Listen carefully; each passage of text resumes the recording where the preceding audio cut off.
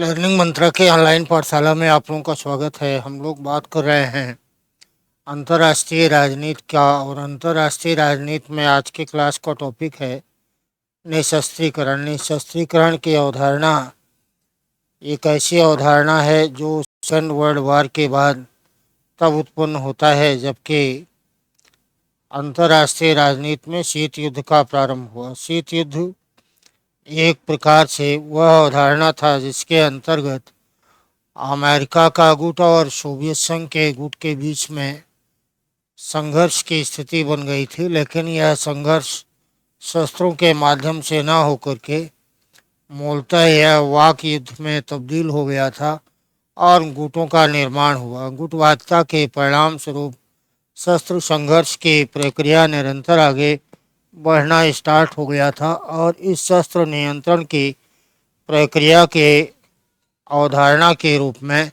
लाने का कार्य निशस्त्रीकरण की अवधारणा के रूप में किया जाता है।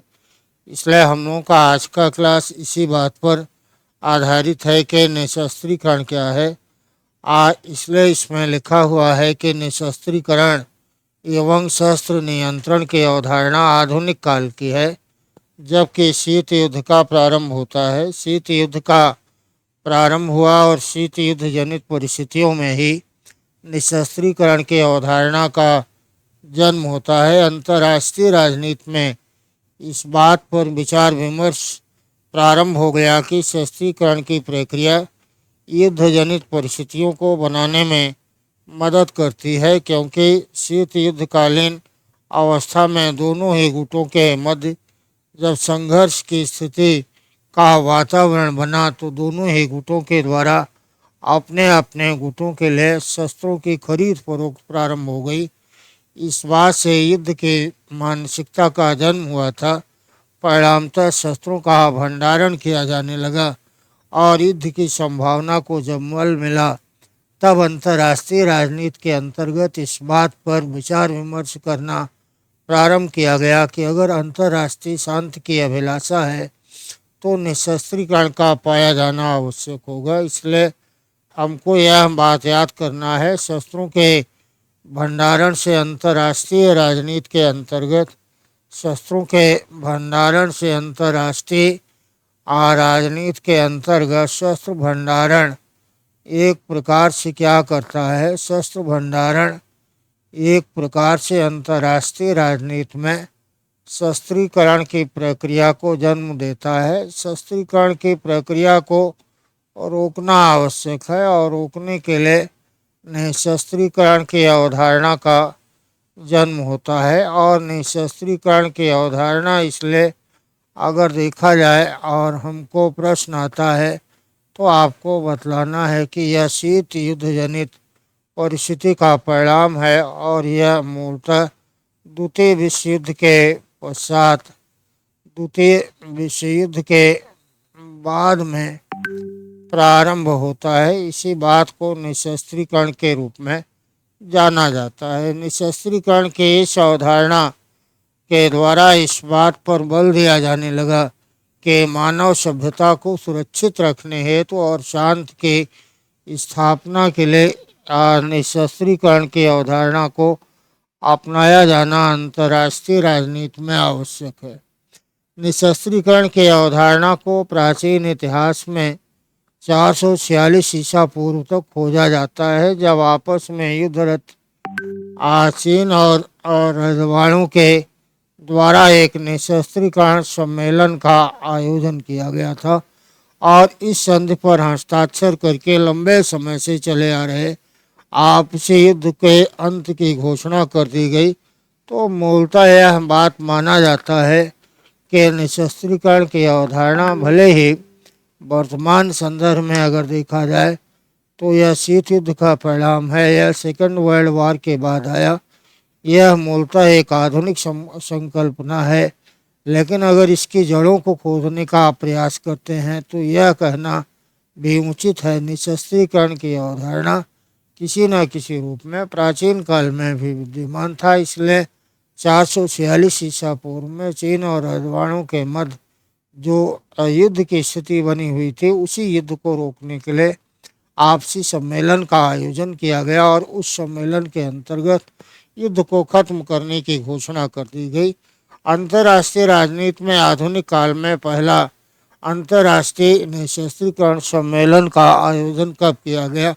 हमको यह बात पूछा जाता है कि अंतर्राष्ट्रीय राजनीति में आधुनिक काल के अंतर्गत अगर बात किया जाए तो यह 1899 में आता है।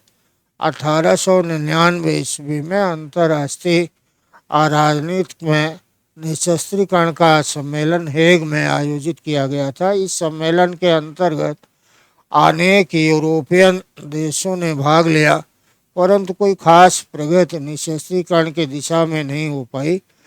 परंतु घातक हथियारों की पाबंदी के विषय पर एक प्रस्ताव पारित किया गया और इस बात पर बल दिया गया कि घातक हथियारों की कटौती से जो धन बचेगा उसे विकास कार्यों में खर्च किया जाएगा। तो बात यहाँ पर क्या रहा? बात यहाँ पर इस बात पर बल दिया गया कि भले ही यह आधुनिक काल का है, निशस्त्रीकरण का संकल्पना आधुनिक काल का है, परंतु प्राचीन काल में 446 ईसा पूर्व में देखा गया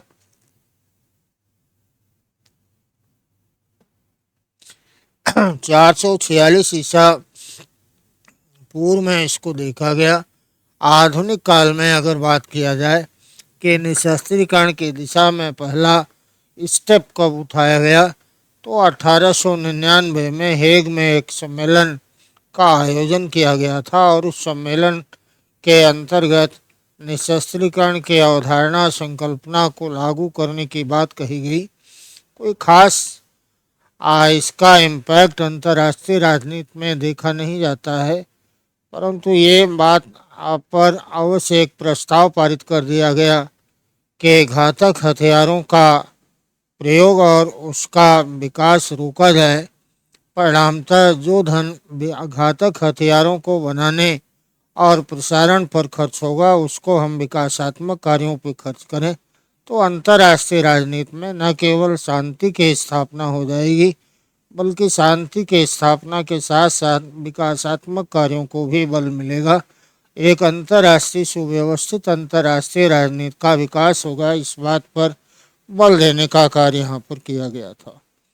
अंतर्राष्ट्रीय राजनीति के अंतर्गत 1907 में पुनः एक बार अंतर्राष्ट्रीय निशस्त्रीकरण सम्मेलन का आयोजन हुआ, परंतु इस सम्मेलन के द्वारा भी कोई खास कदम नहीं उठाया जा सका। 1914 में प्रथम विश्व युद्ध का प्रारंभ हो जाता है। पहला विश्व युद्ध का प्रारंभ हो गया, इसलिए हेग में ही अंतर्राष्ट्रीय राजनीति में निशस्त्रीकरण की दिशा में दो सम्मेलन हुए, 1899 का और 1907 का। यद्यपि दोनों में कोई खास प्रगति नहीं हो पाई थी, लेकिन यह कहना कि यह सम्मेलन पूर्ण रूप से असफल रहा उचित नहीं है, क्योंकि इस बात पर अब बल दिया जाने लगा था कि आधुनिक राजनीति विज्ञान के अंतर्गत अंतर्राष्ट्रीय राजनीति में निशस्त्रीकरण की दिशा में आवश्यक कदम उठाए जाने के लिए विचार विमर्श करना आवश्यक है। 1907 में भी इसी बात पर बल दिया गया। यद्यपि यह बात सच है कि कोई कारगर या सफल रूप में कहा जाए कि कदम होगा, ऐसा नहीं रहा। 1914 में पुनः एक बड़ा प्रथम विश्व युद्ध का प्रारंभ हो जाता है और इस विश्व युद्ध की समाप्ति के बाद 1920 ईस्वी में एक अंतर्राष्ट्रीय संगठन लीग ऑफ नेशन या राष्ट्र संघ की स्थापना कर दी गई। यह निशस्त्रीकरण के लिए लीग ऑफ नेशन का एक योगदान के रूप में जाना जाता है कि अंतर्राष्ट्रीय मंच के रूप में इसका प्रयोग किया जाएगा, क्योंकि लीग ऑफ नेशन का मुख्य मुद्दा निशस्त्रीकरण भी था। लीग ऑफ नेशन या राष्ट्र संघ के तत्वावधान में 1932 में पहला निशस्त्रीकरण सम्मेलन का राष्ट्र संघ के तत्वावधान में 1932 ईस्वी में प्रथम निशस्त्रीकरण सम्मेलन का आयोजन किया गया, परंतु निशस्त्रीकरण की दिशा में कोई प्रभावी कदम नहीं उठाया जा सका। तो यहाँ पर अगर देखा जाए तो पहला विश्व युद्ध प्रारंभ हो जाता है 1914 ईस्वी में, और प्रथम विश्व युद्ध के प्रारंभ हो जाने के पश्चात आवश्यकता इस बात की थी कि निशस्त्रीकरण की दिशा में आवश्यक कदम उठाया जाए, और निशस्त्रीकरण की दिशा में आवश्यक कदम को उठाने के लिए लीग ऑफ नेशन या राष्ट्रसंघ की स्थापना 1920 ईस्वी में कर दिया गया। अब जब राष्ट्रसंघ की स्थापना हो गई तो यह माना गया था कि निशस्त्रीकरण और अंतर्राष्ट्रीय शांति की स्थापना की दिशा में आवश्यक कदम प्रभावी कदम के रूप में अवश्य उठाया जाएगा। परिणाम इसका यह निकलता है कि 1932 में राष्ट्रसंघ के तत्वावधान में निशस्त्रीकरण सम्मेलन का पुनः आयोजन किया गया। इसलिए हमको यह बात अगर पूछा जाए निशस्त्रीकरण की दिशा में लीग ऑफ नेशन के द्वारा कब अंतर्राष्ट्रीय सम्मेलन का आयोजन किया गया, तो आपको बतलाना है कि लीग ऑफ नेशन के द्वारा अंतर्राष्ट्रीय राजनीति में 1932 में यह सम्मेलन का आयोजन किया गया था। और 1932 में भले ही सम्मेलन का आयोजन किया गया था, पूर्व की भांति ही यह सम्मेलन भी सफल नहीं हो पाता है, और 1939 ईस्वी में पुनः एक बार द्वितीय विश्व युद्ध का प्रारंभ हो जाता है। खास करके निशस्त्रीकरण को गहरा धक्का उस वक्त लगता है जबकि अमेरिका के द्वारा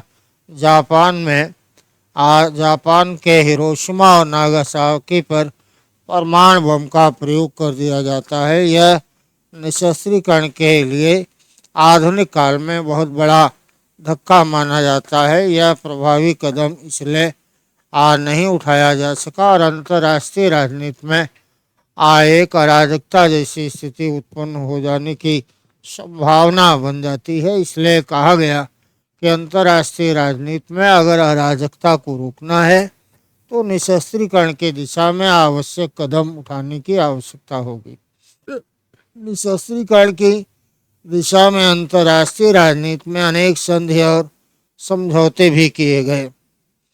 निशस्त्रीकरण की दिशा में अगर देखा जाए तो अंतर्राष्ट्रीय राजनीति में कई संधि और समझौते किए गए। इस पर आधारित सवाल हम लोगों को पूछा जाता है, इसलिए आपको याद करना है कि 1963 में पहला ऐसा प्रयास संधि और समझौते के रूप में किया गया, पीटीबीटी, इसको पार्शियल टेस्ट बैन ट्रीटी कहते हैं, या आंशिक परमाणु परीक्षण निषेध संधि कहा गया। इस संधि के अंतर्गत इस बात पर सहमति व्यक्त की गई कि भूमिगत परमाणु परीक्षण के अलावा अन्य सभी प्रकार के परमाणु परीक्षणों के ऊपर प्रतिबंध लगा दिया जाए, अर्थात आकाश एवं जल में परमाणु परीक्षण नहीं होगा। देखिए बात क्या हो गया कि सेकंड वर्ल्ड वार हो गया, और सेकंड वर्ल्ड वार के साथ में ही अगर देखा जाए तो अमेरिका के द्वारा जापान के हिरोशिमा और नागासाकी शहर पर परमाणु बम का प्रयोग कर दिया गया। ये तब अंतर्राष्ट्रीय राजनीति में निशस्त्रीकरण को गहरा धक्का लगता है, और अंतर्राष्ट्रीय राजनीति में एक अराजकता जैसी स्थिति उत्पन्न हो जाती है। 1945 में 24 अक्टूबर 1945 में राष्ट्रसंघ की जगह पर एक नया अंतर्राष्ट्रीय शक्तिशाली रूप में अस्तित्व में आ चुका है, आज जिसको संयुक्त राष्ट्र संघ के नाम से जाना जाता है। अब संयुक्त राष्ट्र संघ के अंतर्गत भी इसी बात पर विचार विमर्श किया जाने लगा कि शीत युद्ध जनित परिस्थितियों के अंतर्गत तथा अंतर्राष्ट्रीय राजनीति में शांति की स्थापना के लिए निशस्त्रीकरण की दिशा में आवश्यक और कारगर प्रयत्न किया जाए, क्योंकि पूर्व में जितने भी प्रयत्न किए गए थे वो कोई भी प्रयत्न सफल नहीं हो पाया। इसलिए आवश्यकता इस बात की है कि हम इस दिशा में आवश्यक कदम उठाएं। परिणाम इसका ये होता है कि अनेक संधि और समझौते निशस्त्रीकरण की दिशा में किए गए। इसी पर आधारित प्रश्न आपको पूछा जाता है कि कौन कौन सी संधियां हैं और ये संधियां कब कब की गई, इसको आपको याद करना है। सबसे पहले पीटीबीटी आता है, पार्शियल टेस्टमेंट ट्रीटी 1963 में। इसके अंतर्गत आंशिक परमाणु परीक्षण प्रतिबंध संधि के नाम से जाना गया और इसमें इस बात पर बल दिया गया कि जो भी परमाणु परीक्षण का प्रयोग किया जाएगा वह परमाणु परीक्षण अब भूमिगत होगा, अर्थात आकाश और जल में इसका प्रयोग नहीं किया जाएगा। इस प्रकार के संधि के ऊपर वाद विवाद उत्पन्न हो गया, क्योंकि इस समझौते का समर्थन भारत के द्वारा भी किया गया था। 1968 में एक और संधि होती है और इस संधि के अंतर्गत बात यह किया गया जिसको एनपीटी या परमाणु अप्रसार संधि के नाम से जाना जाता है। इसलिए 1968 में परमाणु अप्रसार संधि होता है और इसमें भारत की भूमिका को अगर देखा जाए तो भारत की भूमिका इसमें यह रही कि भारत के द्वारा इस संधि का विरोध किया गया था, आरोप लगाया जाए। इस एनपीटी की भूमिका महत्वपूर्ण रही। इस संधि के द्वारा इस बात पर बल दिया गया था कि परमाणु अप्रसार को बढ़ावा दिया जाए तथा पारमाणविक क्षमता का प्रयोग शांतिपूर्ण कार्यों के लिए किया जाए। कौन कौन सा प्रावधान इसके अंतर्गत किया गया और यह कौन कौन से प्रावधान किए गए और उन प्रावधानों के अंतर्गत कौन सी शर्तें भारत के लिए या अन्य कुछ देशों के लिए भेदभाव मूलक रही, जिसके कारण इस संधि का विरोध किया जाता है। परमाणु अप्रसार संधि का मसौदा 60 में तैयार किया गया था, यह 1970 में लागू किया गया। इसके अंतर्गत इस बात पर सहमति व्यक्त की गई थी कि जिन राष्ट्रों के द्वारा 1 जनवरी 1967 से पूर्व परमाणु हथियारों का प्रयोग किया गया है वही राष्ट्र परमाणु शक्ति संपन्न देश कहलाएगा। इसलिए माना जाता है कि यह प्रथम संधि है जिसके द्वारा परमाणु शक्ति संपन्न देश को परिभाषित करने का प्रयास किया गया। इसलिए आपको यह बात आता है कि परमाणु शक्ति संपन्न राष्ट्र को परिभाषित करने का कार्य किस संधि में किया गया, तो यह एनपीटी के अंतर्गत किया गया और परिभाषा बतलाई गई कि ऐसे राष्ट्र जो 1 जनवरी 1967 से पूर्व इसका प्रयोग या परीक्षण कर चुके हैं उन्हीं को परमाणु शक्ति संपन्न राष्ट्र माना जाएगा।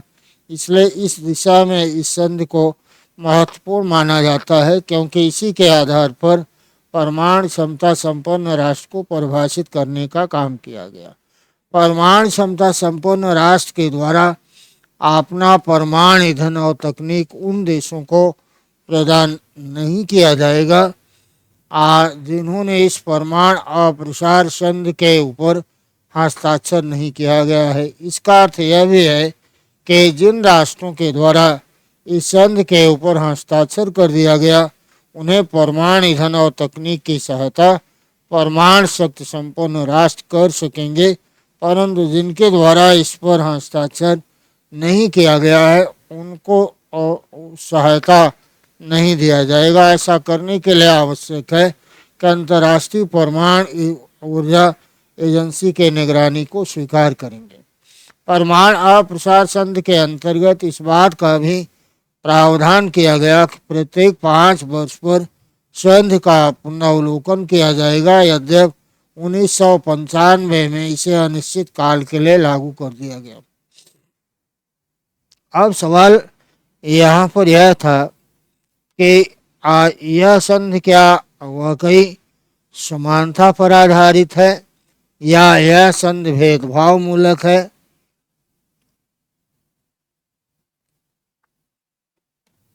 यह संधि भेदभाव मूलक है और अगर यह संधि भेदभाव मूलक है तो भारत का इस पर क्या दृष्टिकोण रहा, भारत के द्वारा इस संधि को नकार दिया गया था और भारत ने इस संधि के ऊपर यह आरोप लगाया कि यह संधि वास्तव में भेदभाव मूलक है। और यह संधि भेदभाव मूलक इसलिए है क्योंकि यह कई राष्ट्रों को परमाणु क्षमता संपन्न और परमाणु क्षमता विपन्न दो भागों में डिवाइड करता है। यह भेदभाव मूलक है, यह समानता पर आधारित नहीं है, क्योंकि इसके द्वारा संपूर्ण विश्व को दो भागों में बांट दिया गया है, परमाणु क्षमता संपन्न राष्ट्र और परमाणु क्षमता विपन्न राष्ट्र। इसलिए यह अंतर्राष्ट्रीय विधि के मान्यताओं के विरुद्ध है, जिसमें प्रत्येक संप्रभु राष्ट्र को एक समान इकाई के रूप में मान्यता देता है। और यही बात संयुक्त राष्ट्र संघ के चार्टर में भी उल्लिखित है। यह संधि इसलिए भी अनुपयुक्त है क्योंकि परमाणु संपन्न राष्ट्र यह विशेषाधिकार प्राप्त कर लेते हैं कि किसी भी राष्ट्र को वे अपनी इच्छा के अनुसार उसे परमाणु ईंधन की सहायता और तकनीक प्रदान करें या उसको प्रदान न करें। यह परमाणु क्षमता राष्ट्र की इच्छा पर आधारित हो गया, भेदभाव मूलक था, असमानता पर आधारित थी। यह संसार को दो भागों में बांटने का काम करता है, परमाणु क्षमता संपन्न राष्ट्र और परमाणु क्षमता विपन्न राष्ट्र। भारत सदैव पूर्ण निशस्त्रीकरण का पक्षधर रहा है, जबकि इस संधि के द्वारा केवल परमाणु प्रसार को रोकने की बात कही गई। उपरोक्त तर्कों के अतिरिक्त भारत का मुख्य व्यावहारिक पक्ष भी था कि भारत का पड़ोसी राष्ट्र चीन है और वह परमाणु क्षमता संपन्न है। चीन परमाणु क्षमता संपन्न था। भारत के साथ उसके न केवल सीमा संबंधी विवाद थे, बल्कि 1962 में चीन के द्वारा भारत के ऊपर आक्रमण भी किया गया था। इसलिए परमाणु अप्रसार संधि का भारत के द्वारा विरोध किया गया। एक तो भारत ने परमाणु अप्रसार संधि का 1968 के संधि का विरोध किया, तो सैद्धांतिक आधार था, दूसरा व्यवहारिक आधार था। सैद्धांतिक आधार में यह भेदभाव मूलक है, असमानता पर आधारित है, परमाणु क्षमता संपन्न और परमाणु क्षमता विपन्न दो भागों में संसार को बांटने का षड्यंत्र है, ऐसा कह करके इसका विरोध करता है।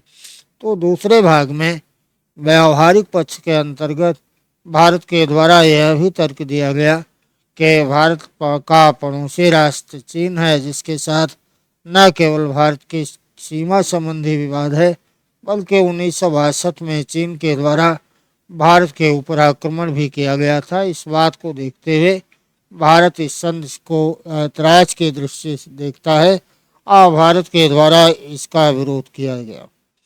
भारत, पाकिस्तान तथा इजराइल जैसे देशों ने इस संधि पर हस्ताक्षर करने से मना कर दिया, परंतु इस संधि का महत्व इस बात में है कि इसने परमाणु प्रसार को रोकने के लिए संसार के विभिन्न देशों का ध्यान आकृष्ट करने में सफलता हासिल की। अगर इसके पूर्व के जितने भी निशस्त्रीकरण की दिशा में आवश्यक कदम उठाए गए थे, उन सब से तुलनात्मक अध्ययन के दृष्टि से अगर इसका मूल्यांकन किया जाए तो यह बात सच है कि भले ही भारत, पाकिस्तान, इजराइल एवं कुछ अन्य देशों के द्वारा परमाणु अप्रसार संधि का विरोध किया जाता है, परंतु यह पहले ऐसी संधि थी जो संसार का ध्यान इस तरफ आकृष्ट करने में कामयाबी हासिल की कि अंतर्राष्ट्रीय शांति और सुव्यवस्था को बनाए रखने तथा अराजकता को रोकने के लिए किसी सर्वव्यापक निशस्त्रीकरण संधि और परमाणु अप्रसार को रोकने की आवश्यकता है। शस्त्र नियंत्रण और निशस्त्रीकरण की दिशा में जैविक एवं रासायनिक हथियारों पर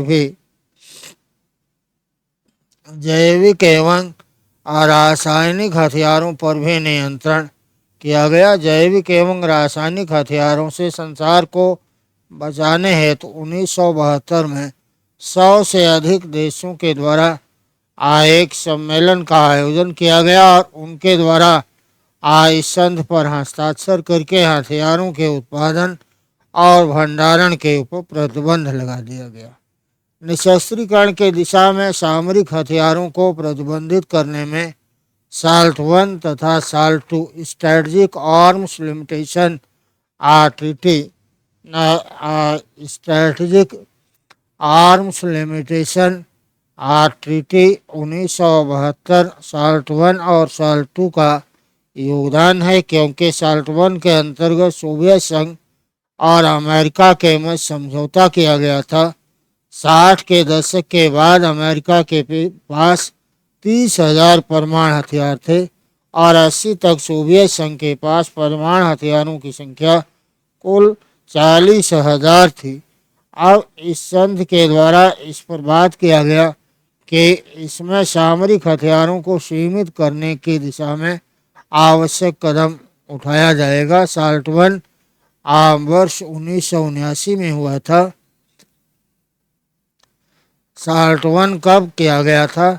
अमेरिका और सोवियत संघ के बीच में हुआ और यह 1979 में हुआ था और साल्ट टू 1992 में हुआ, जिसके द्वारा रूसी संसद के द्वारा इसे बाद में लगभग 8 वर्षों के बाद में इसको स्वीकार कर लिया जाता। निशस्त्रीकरण की दिशा में 1996 का CTBT, जिसे कॉम्प्रिहेंसिव टेस्ट बैन ट्रीटी कहा जाता है या व्यापक परमाणु परीक्षण संधि कहा जाता है, महत्वपूर्ण माना गया था। बट यह संधि भी अगर विश्लेषण किया जाए तो मूलतः उसी प्रकार का है आज जैसी संधि परमाणु अप्रसार संधि के द्वारा 1968 में किया गया था। इसके अंतर्गत यह प्रावधान था कि कोई भी देश, भले ही वह परमाणु शक्ति संपन्न परमाणु शक्ति संपन्न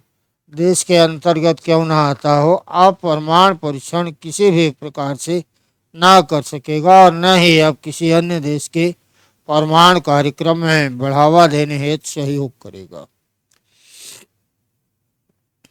संधि को लागू करने के लिए अंतर्राष्ट्रीय स्तर पर एक मॉनिटरिंग केंद्र की स्थापना की जाएगी।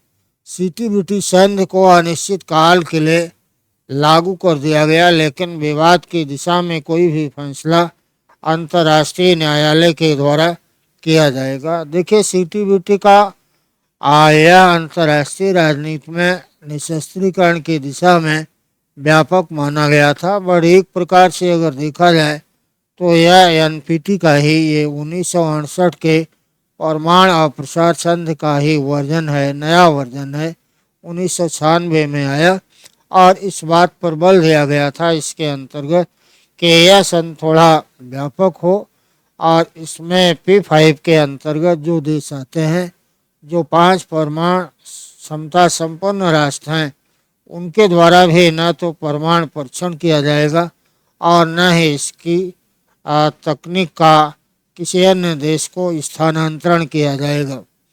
और अगर किसी प्रकार का इस संदर्भ में विवाद उत्पन्न होता है तो उसका फैसला अंतर्राष्ट्रीय न्यायालय के अंतर्गत किया जाएगा। इस बात पर बल दिया गया था। बट भारत के द्वारा पुनः इस संधि के ऊपर यह आरोप लगा दिया गया और लगाया गया कि यह भेदभाव पूर्ण है, क्योंकि यह परमाणु क्षमता संपन्न राष्ट्र के अंतर्गत परमाणु परीक्षण के लिए अलग तकनीक का प्रयोग कर लिया गया है और जिस कंप्यूटर तकनीक की आवश्यकता होती है वह उनके पास उपलब्ध है। परिणामतः अभी भी यह संधि भेदभावपूर्ण है। भारत के द्वारा CTBT का विरोध किया गया। सोवियत संघ के विखंडन के बाद ग्लानोस्ट और पेरेस्ट्राइका की नीति को सोवियत संघ के द्वारा लागू किया गया। 1990-91 में सोवियत संघ का विखंडन हो जाता है। मिखाइल गोर्बाचेव के द्वारा ग्लानोस्ट और पेरेस्ट्राइका खुलापन और पुनर्निर्माण को बढ़ावा देने वाली संधि को लागू कर दिया गया, जिसके परिणाम स्वरूप अंतर्राष्ट्रीय स्तर पर आर्थिक उदारवाद वैश्वीकरण और बाजारवाद भूमंडलीकरण को बढ़ावा मिला।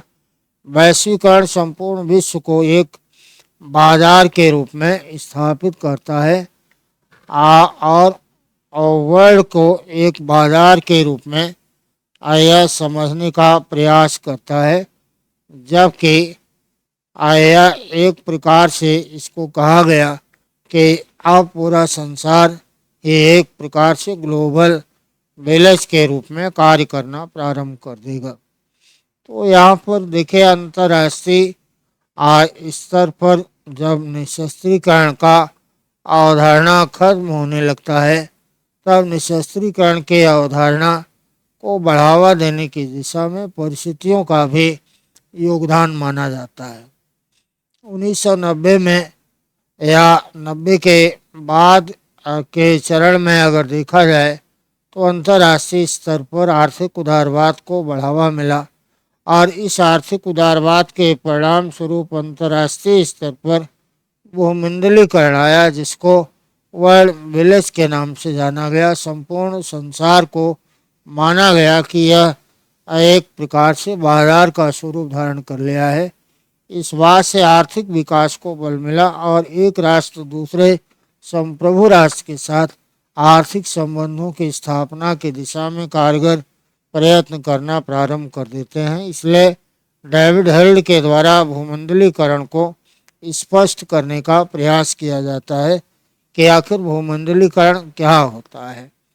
डेविड हेल्ड के द्वारा कहा गया कि भूमंडलीकरण क्या होता है, और कहा कि विभिन्न राष्ट्र के सामाजिक आर्थिक संबंध सैनिक संबंध की तुलना में अगर अधिक महत्वपूर्ण हो जाए तब हम इसको भूमंडलीकरण कहते हैं, क्योंकि अभी तक निशस्त्रीकरण की अवधारणा में हम लोगों ने यह बात समझने का प्रयास किया था कि अंतर्राष्ट्रीय राजनीति के अंतर्गत मूलतः सैन्य संबंध ज़्यादा महत्वपूर्ण था, क्योंकि शीत युद्ध जनित परिस्थितियों के अंतर्गत इस बात पर बल दिया जा रहा था कि एक राष्ट्र दूसरे राष्ट्र के साथ अगर सैन्य संबंधों की स्थापना करता है तो वह अपनी सुरक्षा को पुख्ता कर सकता है।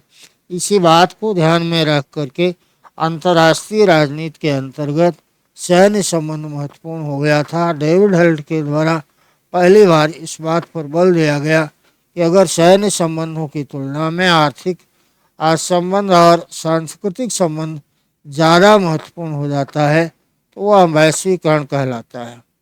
दूसरे संदर्भ में कहा कि संचार साधनों के विकास, कंप्यूटर, इंटरनेट की उपलब्धता ने राष्ट्र राज्य के मध्य भौतिक दूरी को कम कर दिया। आप समझ रहे हैं कि जब अगर देखा जाए इस बात को तो अंतर्राष्ट्रीय राजनीति के अंतर्गत जो बाजार की अवधारणा बहुत सीमित थी, वह बाजार की अवधारणा अब देश की सीमाओं को लांघ कर अंतर्राष्ट्रीय स्तर तक पहुंच गई है।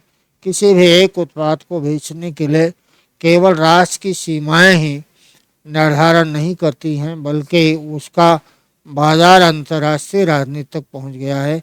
तीसरे में कहा, राष्ट्र राज्य ऐसी नीतियों का निर्माण करे जो संपूर्ण विकास में सहायक हो, ताकि अंतर्राष्ट्रीय स्तर पर एक राज्य की क्रय क्षमता को अधिक से अधिक बनाया जाए। एथनिक रीडिंग्स के अनुसार भूमंडलीकरण आधुनिकीकरण का एक परिणाम है।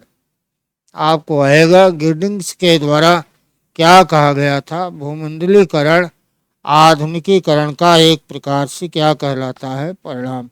जेम्स रोजनाउ के अनुसार भूमंडलीकरण कुछ और नहीं बल्कि यह एक प्रकार से नई तकनीक का विकास है, क्योंकि सूचना क्रांति के परिणाम स्वरूप उत्पाद पर आने वाली लागत निरंतर कम हो रही है। भूमंडलीकरण इसे समकालीन उदारवाद का विस्तार बतलाया गया। बर्लस्टीन के द्वारा कहा गया कि भूमंडलीकरण वास्तव में क्या है, पूंजीवाद की देन के रूप में कहा जाता है। जो पूंजीवाद 17वीं 18वीं शताब्दी में प्रारंभ हुआ था, वह पूंजीवाद अब धीरे धीरे देखा जाए तो अंतर्राष्ट्रीय स्तर तक व्यापक होने लगा। इसलिए माना जाता है कि यह भूमंडलीकरण एक अंतर्राष्ट्रीय स्तर पर नए बाजार का निर्माण करता है। भूमंडलीकरण के लिए राजनीतिक, आर्थिक एवं सांस्कृतिक सभी प्रकार के आयाम महत्वपूर्ण हैं। कई लोगों के द्वारा यह भी कहा गया कि भूमंडलीकरण वास्तव में यह पूंजीवादी व्यवस्था को एक प्रकार से वैधानिकता प्रदान करता है। यह एक प्रकार से वैधानिकता प्रदान करने का काम करता है। भूमंडलीकरण के संदर्भ में आर्थिक प्रणाली को विस्तारित किया जाता है। भूमंडलीकरण का अगर विश्लेषण किया जाए तो इसके परिणाम स्वरूप नई अंतर्राष्ट्रीय अर्थव्यवस्था की स्थापना वैश्विक स्तर पर की जाए, इसकी मांग की जा रही है, क्योंकि भूमंडलीकरण को लेकर विकसित एवं विकासशील देशों का दृष्टिकोण अलग अलग है और स्वाभाविक रूप में भूमंडलीकरण का लाभ विकसित देशों को अधिक प्राप्त हो रहा है, क्योंकि पूंजी का प्रवाह, तकनीकी विकास विकासशील देशों की तुलना में विकसित देशों के पास अधिक है। हम लोग अगर बात करते हैं कि भूमंडलीकरण के संदर्भ में क्या होगा और भूमंडलीकरण को लेकर विकसित और विकासशील देशों में इसके प्रति प्रतिक्रिया क्या है और भूमंडलीकरण विकसित और विकासशील देश में अलग अलग क्यों पाया जाता है, इसके लिए कौन कौन से कारक उत्तरदायी हैं, विकसित और विकासशील देशों में क्या संबंध की स्थापना होगी जिससे भूमंडलीकरण की अवधारणा को निरंतर आगे बढ़ाया जाए, तो यह बात हम लोग अपने अगले क्लास में देखते हैं। आज की बात हम लोगों की यहीं तक है। अगले क्लास में पुनः मिलेंगे, तब तक के लिए धन्यवाद। जय।